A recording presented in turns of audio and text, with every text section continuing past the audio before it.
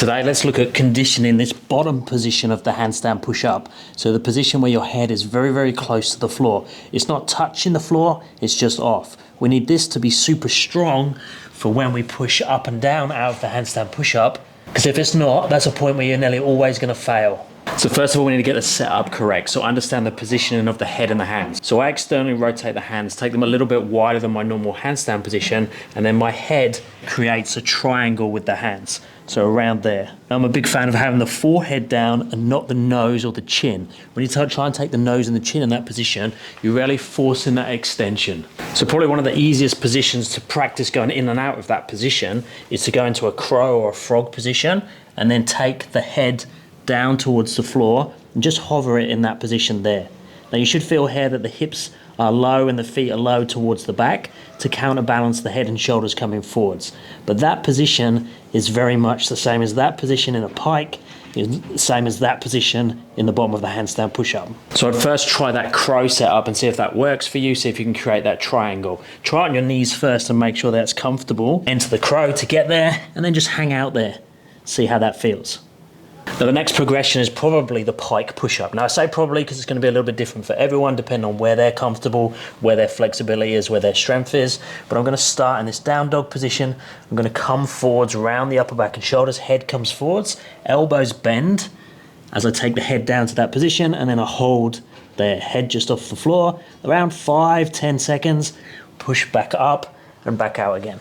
Now that is quite a jump up on the crow version, so one way to do it is to strengthen that bottom position with either the bottom of the push-up, so a standard push-up, making sure you can hold this position very comfortably. You can move around in that position with the chest off the floor, and you should be able to hold this one for like 20-30 seconds. And if you can't, we can make it slightly easier again by taking the knees down towards the floor. Another good one that's slightly harder than the push-up version is the bottom of the dip position. So this position here, making sure that you're facing down and not facing up too much.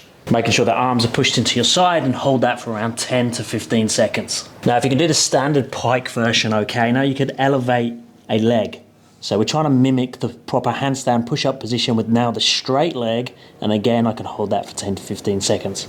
And then that takes you very nicely as an entry to the full version, which lifts up the second leg. Now you could play around with going between those two to slowly build the time, so you do as much as you can with both legs up and then bring one leg down. Now you would think the next progression after the standard floor handstand push-up would be the deficit handstand push-up, because that's seen as the next progression after the floor one, but that's not the case. This position is actually much, much easier to hold than the floor handstand push-up, because it's much more of a rest position. I'm resting on my arms, I'm in that bottom position, I'm more in a balanced hold, as opposed to that in-between muscled position that's on the floor. So if you are looking for a harder variation than the floor one, I'd skip the deficit handstand push-up and go direct to the bottom of the 90-degree handstand push-up or the bent arm planche position. Now with this one, it's slightly easier if you raise the hands up on some boxes or some P-bars.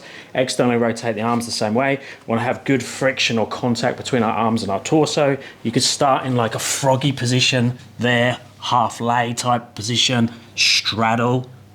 And those ones really have a lot to do about positioning and understand how far forwards you need to go. And then when you feel ready, you can do exactly the same thing, but have a straight body position there.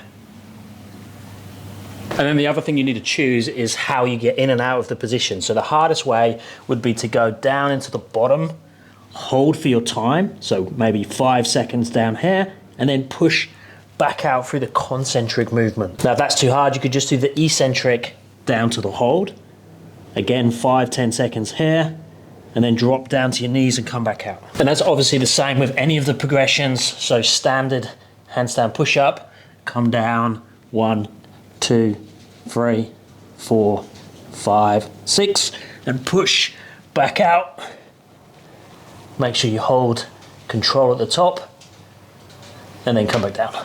So that's a horrible way of training, but also a very, very good way of training to fill those gaps. If you're after coaching, check out my website, www.paultwyman.com.au. If you're after more training videos, check this video out.